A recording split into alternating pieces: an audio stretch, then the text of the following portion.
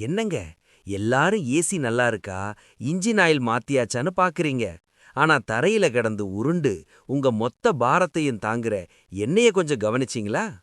நான் தான் உங்க காரோட செருப்பு, அதாவது டயர் பேசுறேன். நீங்க, உங்க ஃபேமிலி, உங்க வீட்டு லக்கேஜ் எல்லாத்தையும் சுமந்துக்கிட்டு வெயில்லையும் மழையிலையும் இந்த ரோட்ல ஓடுறனே, எனக்கும் சில கஷ்டங்கள் இருக்குங்க. முக்கியமா அந்த ஓவர் வெயிட் இருக்கே, அது என்னைய என்னவெல்லாம் பண்ணுது தெரியுமா? வெப்பம், ஓவர் ஹீட்டிங்.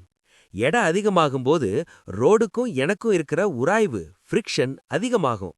இதனால நான் சீக்கிரம் சூகாகி டயர் வெடிக்கிற நிலைமைக்கு கூட போயிடுவேன். தேய்மானம், ஒரே இடத்துல அதிக அழுத்தம் விழுந்தா டயர் சீரற்ற முறையில தேயும். அப்புறம் புது டயர் வாங்க லட்சக்கணக்கில் செலவு பண்ண வேண்டி வரும். மைலேஜ் காலி. நான் கஷ்டப்பட்டு சுழலும்போது இன்ஜினுக்கு அதிக வேலை கொடுப்பேன்.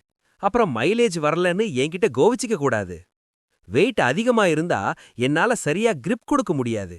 நீங்க பிரேக் அடிச்சா நான் நழுவுவேன். வண்டி குலுங்கும்போது ஸ்டியரிங் உங்க பேச்ச கேட்காது. நீங்க ரோட்ல கவனமா இருக்கணும்னு நினைப்பீங்க, ஆனா வண்டி தள்ளாடுறதால உங்க கவனம் சிதறிடும். என்னைய நல்லா பாத்துக்க மூணே வழிதான். கெப்பாசிட்டி பாருங்க. உங்க வண்டி கதவு ஓரத்துல இருக்கிற லோட் இண்டெக்ஸ பார்த்து அதுக்கு ஏத்த வெயிட் மட்டும் ஏத்துங்க. டயர் பிரஷர், வாரத்துக்கு ஒரு முறை காற்று அழுத்தத்தை சரிபார்க்கவும். ரொட்டேஷன், ஒவ்வொரு 5000 10,000 கிலோமீட்டருக்கு ஒரு முறை டயர்களை மாற்றி பொருத்தவும். அலைன்மெண்ட், உங்க செருப்பு தேஞ்சா கால் வலிக்கும், ஆனா உங்க வண்டி டயர் தேஞ்சா உயிருக்கே ஆபத்து. என்னைய பத்திரமா பாத்துக்கோங்க, நான் உங்கள பத்திரமா வீட்டுக்கு கொண்டு போய் சேர்க்கிறேன். இந்த வீடியோ பிடிச்சிருந்தா உங்க டிரைவர் நண்பர்களுக்கு பகிருங்கள்.